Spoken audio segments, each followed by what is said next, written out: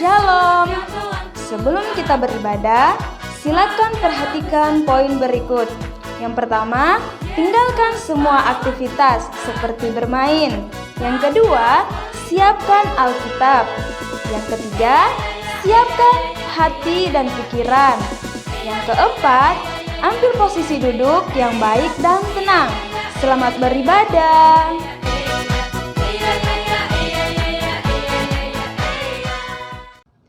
Shalom adik-adik, apa kabar hari ini? Kakak yakin adik-adik semua pasti sehat dan luar biasa. Nah adik-adik, kita akan memulai ibadah kita pada hari ini. Namun sebelumnya kakak ajak adik-adik semua untuk kita berdoa terlebih dahulu. Terima kasih Tuhan Yesus buat penyertaan-Mu, buat kebaikan-Mu di dalam kehidupan kami. Tuhan Yesus, sekarang kami akan memulai ibadah kami. Berkati dan sertai kami dari awal, pertengahan, hingga pada akhirnya. Di dalam nama Tuhan Yesus kami berdoa. Haleluya. Amin. Nah adik-adik, sebelum kita memuji Tuhan, kakak akan ajak adik-adik untuk kita yel-yel terlebih dahulu. Nah kita mulai ya. Siapakah Yesus? Yesus hebat, Yesus kuat, Yesus jagoan kita. Yeay, Yesus adalah Yesus yang hebat. Yesus adalah Yesus yang kuat. Yesus adalah Yesus yang dahsyat. Dia adalah Raja segala bangsa. Segala bangsa ada dalam pemerintahannya. Wow, luar biasa kan adik-adik? Nah, kita akan memuji Tuhan dengan lagu Wow, Yesus Raja segala bangsa.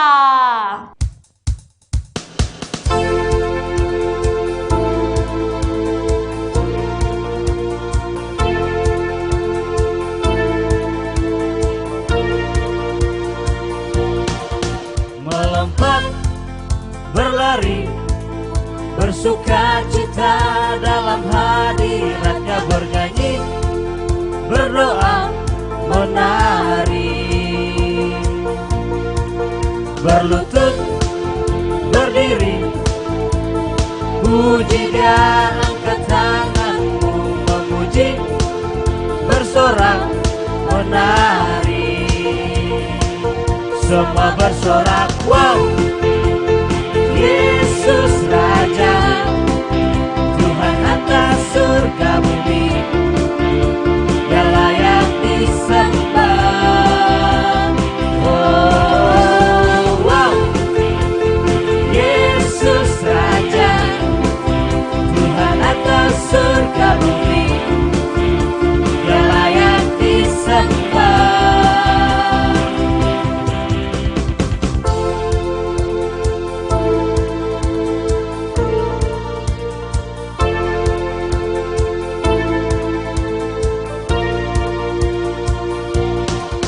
Melompat, berlari, bersukacita dalam hadirat-Nya, bernyanyi, berdoa, menari,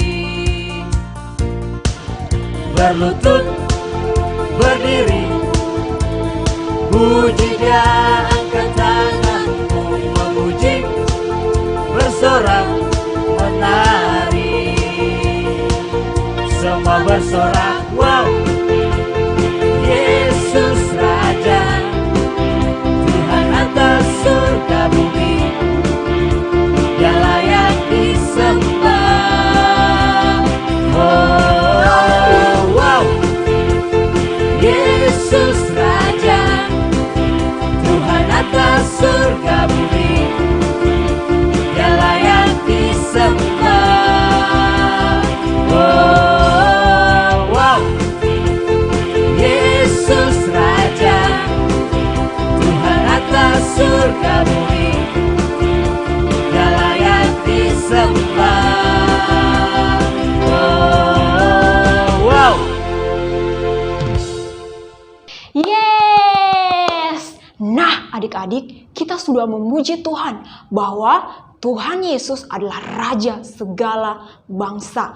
Nah, adik-adik, tidak hanya itu, kita juga tidak perlu takut pada apapun juga, karena Tuhan Yesus selalu menyertai kita. Dia selalu ada di dalam kehidupan kita. Nah, mari kita nyanyikan lagu Jangan Takut Pada Apapun.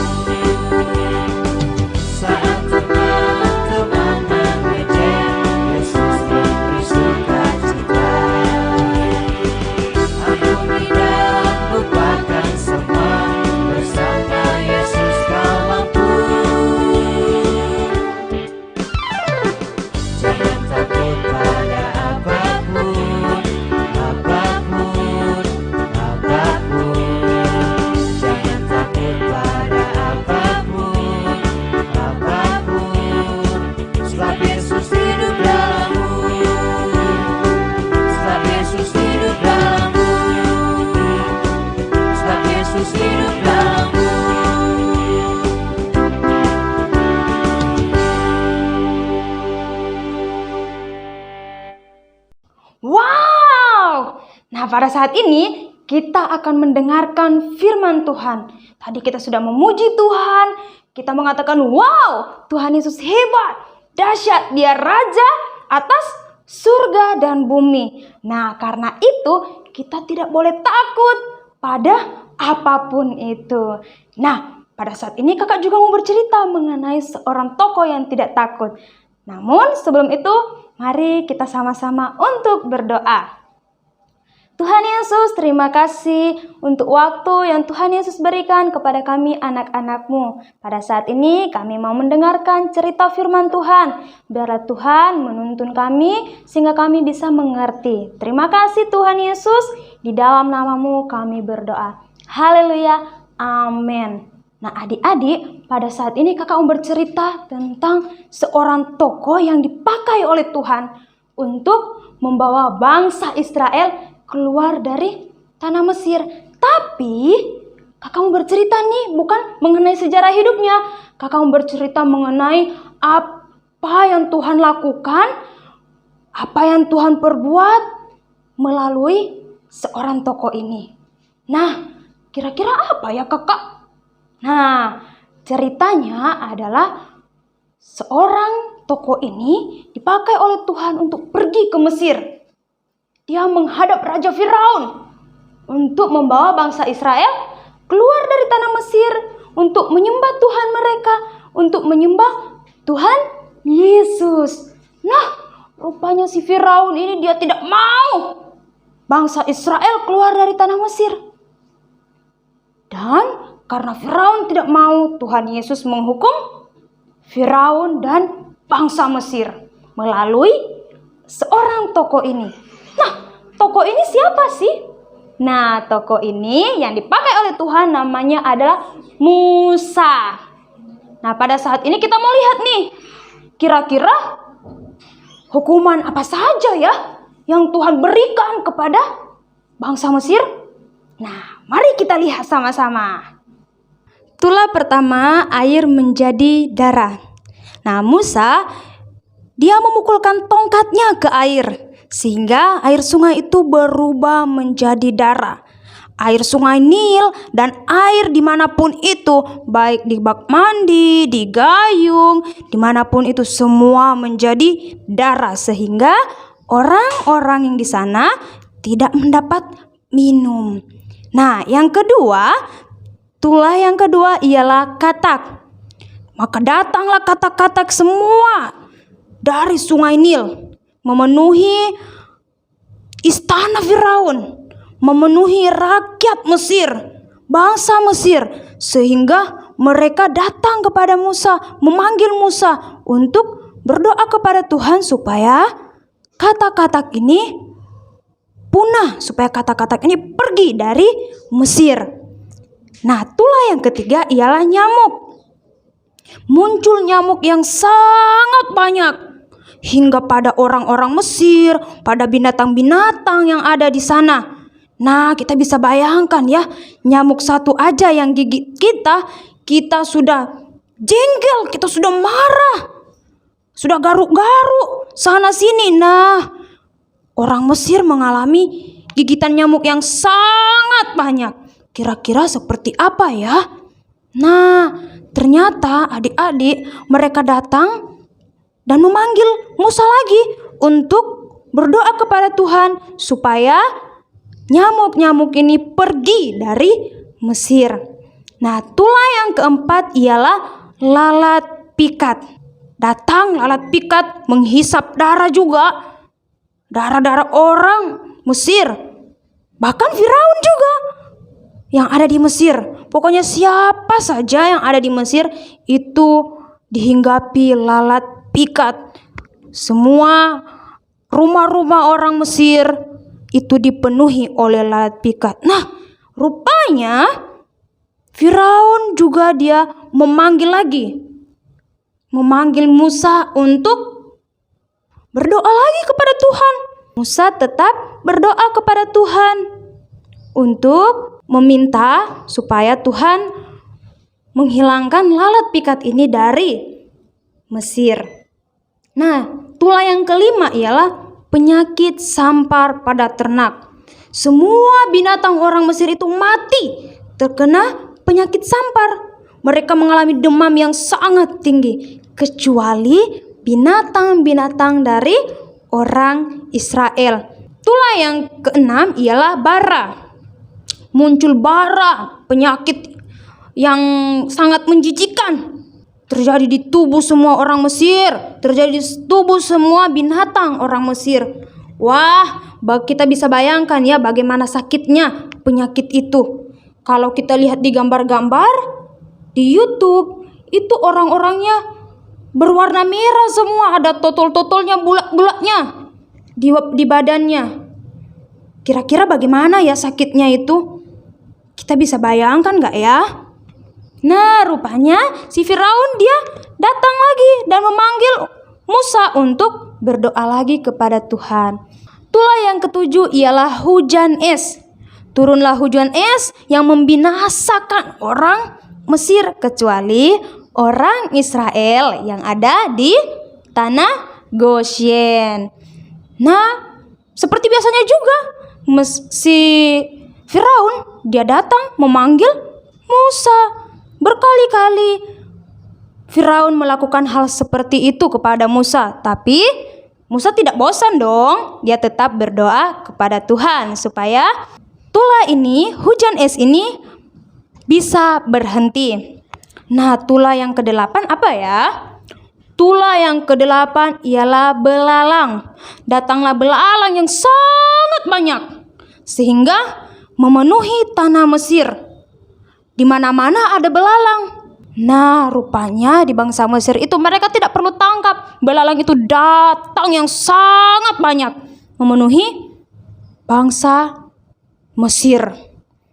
Sekali lagi, si Firaun juga minta kepada Musa untuk berdoa kepada Tuhan supaya belalang ini bisa pergi. Nah, tulah yang ke-9 apa ya kira-kira? Nah, tulah yang ke-9 apa ya? Tulah yang ke-9 ialah gelap gulita. Gelap gulita meliputi rumah orang Mesir. Tetapi adik-adik, rumah orang Israel terang, tidak gelap. Berarti terpisah ya.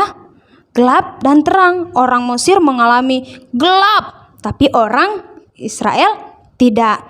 Berulang kali juga, sama seperti biasanya. Firaun menjanjikan lagi kepada Musa, jika gelap ini pergi dan menjadi terang, dia akan mengizinkan bangsa Israel untuk pergi beribadah. Tapi teman-teman, adik-adik, rupanya Musa dibohongi lagi oleh Firaun. Tapi meskipun demikian, Musa tidak marah, tapi Musa tetap berdoa kepada Tuhan supaya gelap gulita ini hilang. Nah, tulah yang ke-10 apa ya? Kira-kira ini adalah hukuman terakhir bagi bangsa Mesir. Nah, tulah yang ke-10 ialah anak sulung mati. Semua anak sulung atau anak pertama itu mati. Baik manusia ataupun hewan. Itu semua mati. Termasuk anaknya Firaun. Nah, Firaunnya pasti kalau misalnya saudara kita, kakak kita, adik kita yang meninggal, kita nangis dong, kita sedih dong. Ya kan? Sama, Firaun juga merasakan hal yang demikian. Dia sedih karena anaknya meninggal. Nah, adik-adik, dari cerita tadi kakak sudah tampilkan mengenai hukuman-hukuman atau tulah. 10 tulah yang Tuhan Yesus berikan kepada bangsa Mesir. Tuhan Yesus hukum bangsa Mesir dengan tulah tersebut. Nah, dari cerita itu kira-kira apa sih yang menjadi pelajaran bagi kita? Nah, yang pertama kita belajar dari seorang tokoh tadi, yaitu Musa. Dia berani, dia mau dipakai oleh Tuhan untuk menjadi alat Tuhan untuk membawa bangsa Israel keluar dari tanah Mesir.